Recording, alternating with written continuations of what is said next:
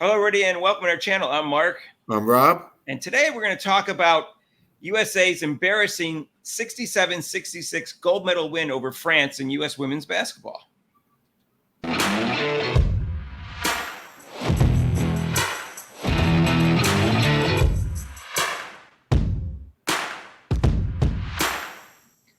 Hey, if you haven't subscribed to our channel yet, please do so and hit the notification bell when you do.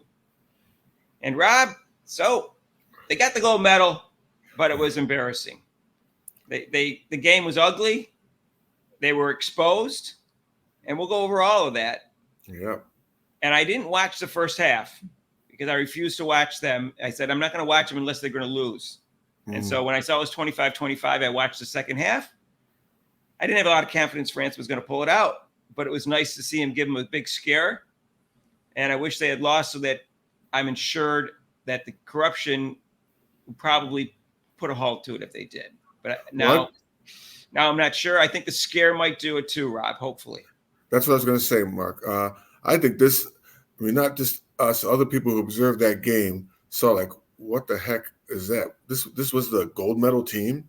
These were the 12 best players that the U.S. could put out. I mean, we've watched, we're a little bit older than maybe some of the people, but we've seen an Olympic women's basketball team just go in there and kick butt. It wasn't even like any, it was definitely a guaranteed. But the way this team was formed and the way it was coached and the way they played, it left, like you said before, there was a doubt that they would not win the gold medal, and they almost did not. Right, Rob. So here was the question that was asked to Rebecca Lobo after the game by one of the announcers, hosts at ESPN. He said to her, we didn't discuss this ahead of time, so people are watching this video. So I'm going to ask the question that Rebecca Lobo was asked and see how Rob answers the question. What stood out about the American issues against the French? The prime issue for me would be, what the hell were they doing with this coach team? This, like I said, this is your team. This is the team. The issues I have is guard play. Obviously, there was no guard play. And who would have been the best guard play person to bring the ball up, push the ball, assist? Caitlin Damn Clark would have been it. That's who would have been it. So when she answered, Rob, there was no mention of Caitlin Clark not being there. If that was asked to me, and I wasn't going to get fired because I brought this up, the first thing out of my mouth was, the issue was they didn't have a point guard and they needed Caitlin Clark. That's the answer, Rebecca Lobo. Let me give you her answer, Rob, and you'll see that she actually answered that without saying Caitlin Clark's name. She said, well, France did a great job of controlling the tempo and the pace. Now, who's better than anyone in the world in women's basketball at controlling the tempo and the pace by going up-tempo and fast pace? By far, Caitlin Clark. Right. She said they were not a fluid offense. Who's the best playmaker and best point guard and best floor general in the WNBA right now? Caitlin Clark. Who was missing from the team? Caitlin Clark. She answered the question without saying Caitlin Clark. Right. They had no point guard, Rob. They had a point guard that was hobbling. Everybody else was a 1 or a 1.5 at best. They had no penetration and then dish out. They had guards that could penetrate like Copper and then score their own basket. But they had no guards that could really penetrate and dish out or penetrate and create shots for other people. Or create shots for herself and make her a threat. Because then, like France was doing, they were just sagging in and like, okay, they're giving the ball to Wilson. We'll just sag off it because you guys can't even shoot. They can't shoot the three. So I'd sag off them. She even pointed out, she said, I think they had one transition basket, and that was in the second half to Asia Wilson. I didn't see the first half. So they had one transition basket. It was 25-25 in the first half. If Caitlin Clark was playing in the first half and started at point guard, which she should have, they would have had a bunch of transition baskets throughout the game, and they would not have scored only 25 points. There's no way they would have scored 25 points with Caitlin Clark as the point guard. It wouldn't even be close to that, Rob. This game would not have been close. France is a mediocre team, Rob. They were 2-1 in pool play, and then they won again in the quarters. And then semis, they had to go into overtime against a mediocre Belgian team. They were 1 point away from being 3-2 against mediocre teams, Rob, and and worse than mediocre teams in the pool. They're not a good team. They really are. They sure took a page out of what the USA men's team finally did. They were kind of bogged down. But once they got the ball and they started pushing the ball up the court, LeBron James taking the ball all the way to the hoop or getting the rebound, taking the ball, getting layups, or passing out to Curry for a three, that's how you get it going. And that's how you get your team going also.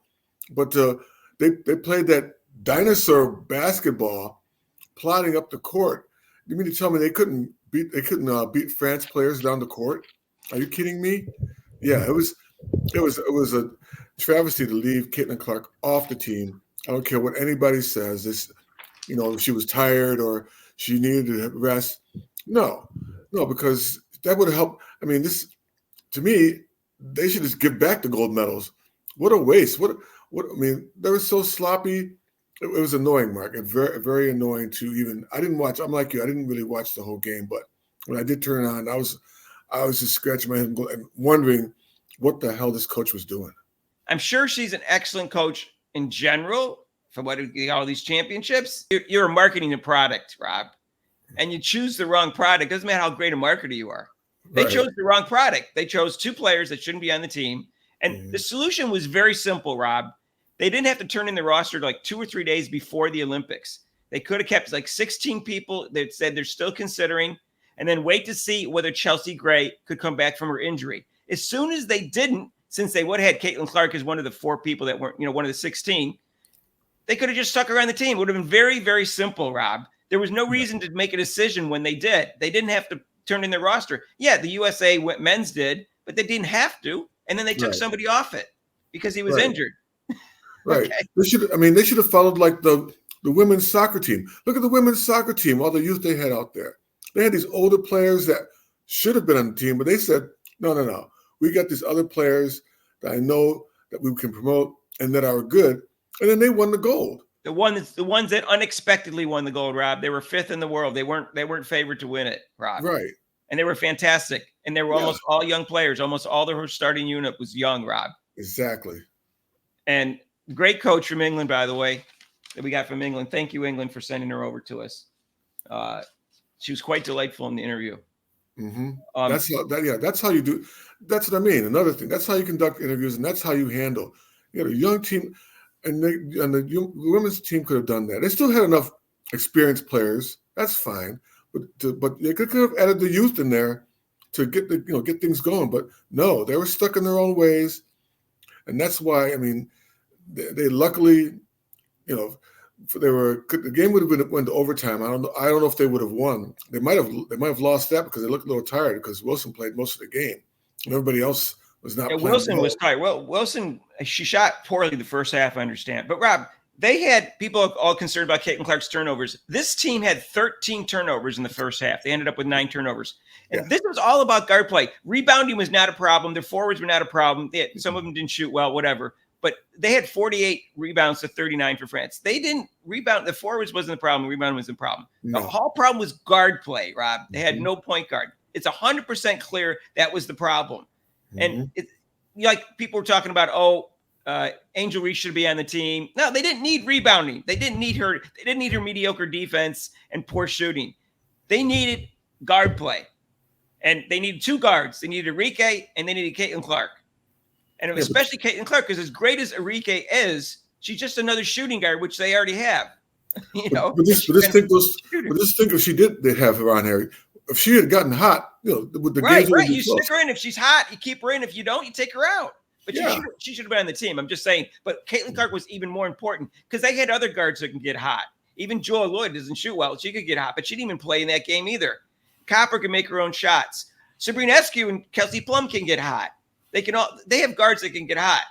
So, Enrique, I wish she was on the team, and I think she should have been. But she was not as important as Caitlin Clark because they had 6 shooting guards, and they had one who was like 104 years old that shouldn't have been on the team. And her name is Diana Taurasi, and she ruined her own legacy.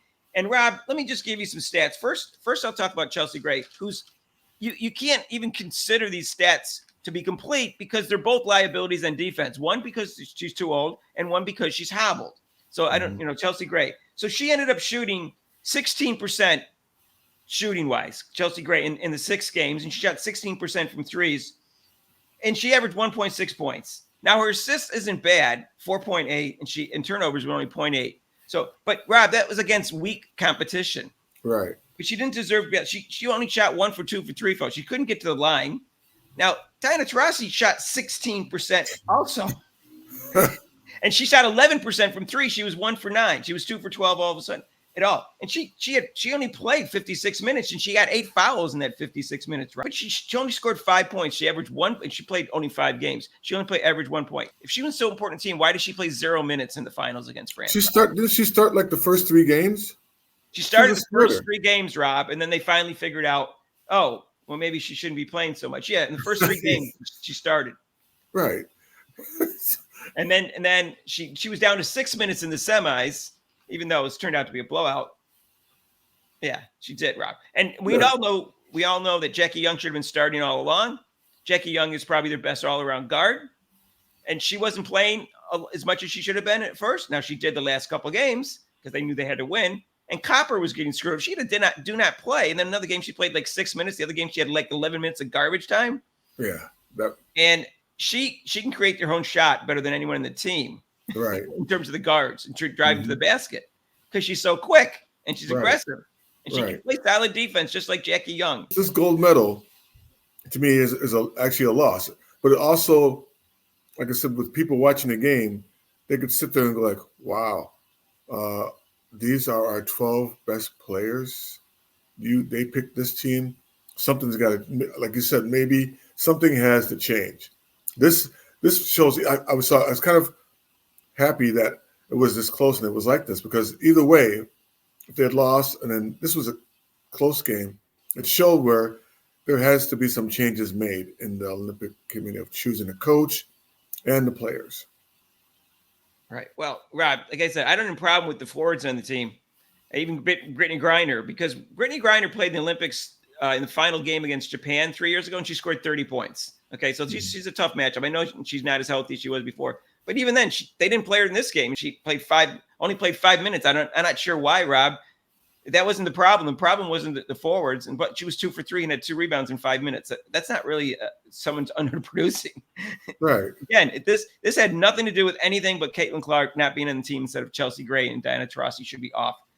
And Enrique, fine. She pulled her name someone else. It doesn't matter. That wasn't the issue. This is 100% about not having a point guard. Right.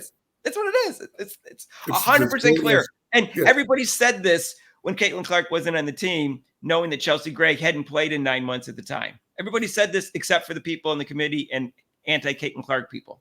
And you expect her to be up to her prime the way she used to be? That's not going to happen. It's okay to leave her off the team. It's okay. It really Rob, when she came back, even though it had been 9 months, she came back too early. So it's worse than not even played in 9 months. It's like it could have been a year, but at least if she was healthy, it would have been okay. She wasn't healthy, and she came back and hadn't played in 9 months, Rob. Right. Chelsea Gray has not been in the team. I feel bad because they put her out there. You know, the reason why they did that is to prove that she should be on the team. That's why they let her. They did it because they had no point guard. Yeah. But I would have started just Jackie Young and Sabrina Askew. They're both 1.5s. It didn't matter. That at least should give you some semblance of a point guard.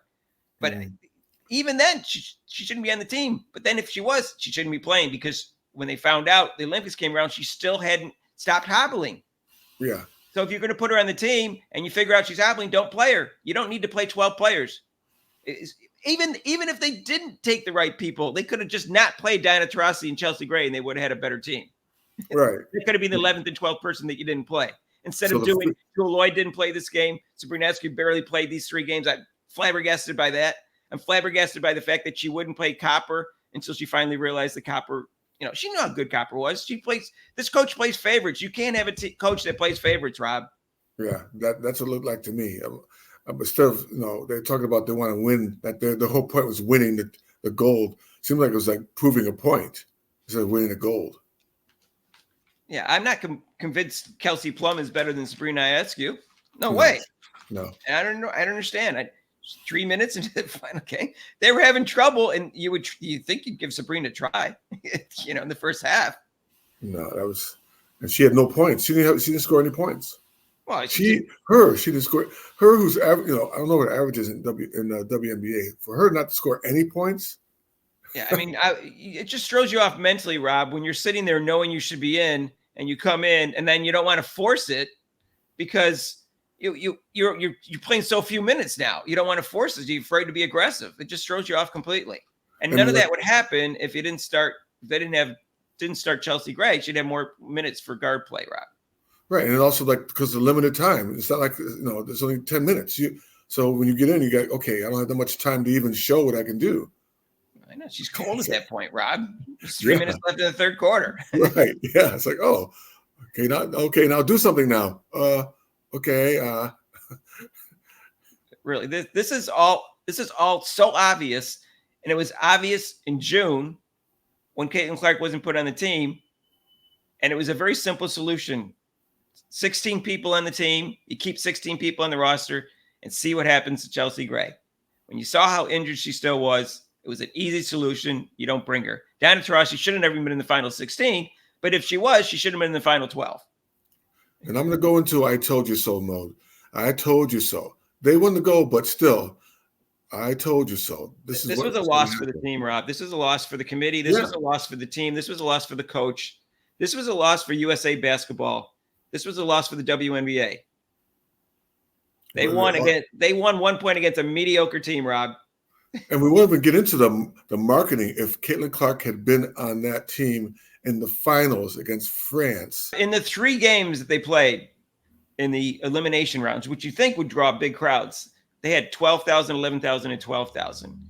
And someone keeps putting notes on our videos saying, well, that capacity was 12,000. No, I looked it up. Bercy Arena holds 20,300. And you looked at the fans, you could see the empty seats, Rob. Right. Is there any question in your mind that Caitlin Clark couldn't have got 8,000 to 9,000 people in those seats if she played in those 3 games?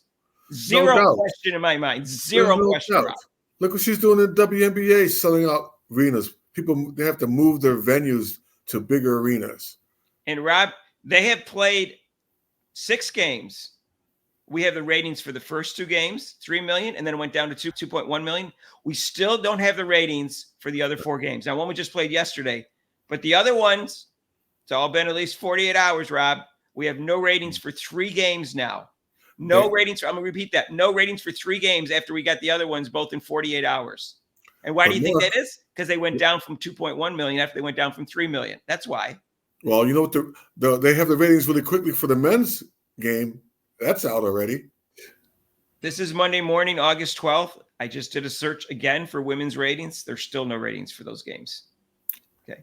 It's been 7 days since the last pool play game. What did I say about with the Gomer Pyle? Surprise, surprise, surprise. I said what I need to say, Rob. This was politics. This was corrupt. This was wrong. It was obvious it was wrong. The people at ESPN look like idiots right now. I doubt we're going to get a mea culpa from them, but we should. All the Caitlin Clark haters are wrong. They were wrong then. They're wrong now. And quit saying, oh, they won the gold, or quit saying, oh, she wasn't one of the 12 best players. No, stop it. Stop it. Diana Taurasi wasn't one of the 12 best players. Neither was Chelsea Gray at the time they put her on the team. A freeloader. He's a freeloader. I mean, anybody could have sat on the bench, or anybody could have got the same stats as Diana Taurasi. Any of the All-Stars which beat them could have done better than Diana Taurasi. And quit making that dumb argument. Well, she didn't play with them. They get team. Did you see the All-Star game? Team WNBA never played together before, right? And they crushed the women who had played together before. I mean, right there should have been an indication of what was going to have to happen. That's the future. Clark tear them apart with 10 assists, 4 of them spectacular. She had no real turnovers. It was double teamed in the All-Star game. she was guarded 94 feet. Poor Kelsey Plum had to put her guard right in her face because she was worried about her playing time in the Olympics. Yeah, they tried to prove a point. Well, yeah, they proved the point, all right. This is an embarrassment. I don't know what to say. These people are despicable. They're disgusting people. And this game proved it doesn't matter whether they won or lost. It shouldn't be a 1-point game against a mediocre team, Rob. They should have been blowing out all the teams by 20 to 40 points. Like the old days. If Caitlin Clark was playing, they would have blown them out by more. And don't even pretend otherwise. Okay. They needed a point guard. They needed an up-tempo, fast-paced point guard. Okay. To get some transition baskets. a fast-paced team like the WNBA All-Stars. So the B team was there, not the A team. The gold medal should go to Team WNBA. All-Star. Except for the one woman, Jacqueline Jones, she's not from the U.S. Yeah, except for her. Give her one anyway. Give her. Yeah, give it to her anyway. Give it to her anyway.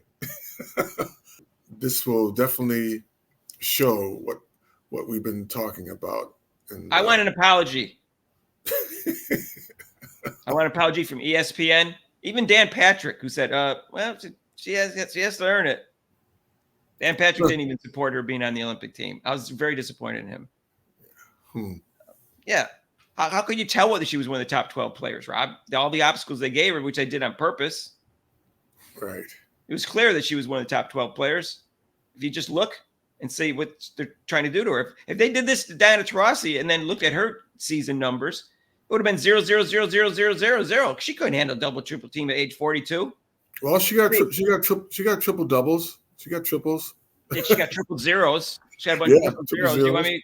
Let me see it. Here's some triple zeros right here. Yeah, I got them all written down.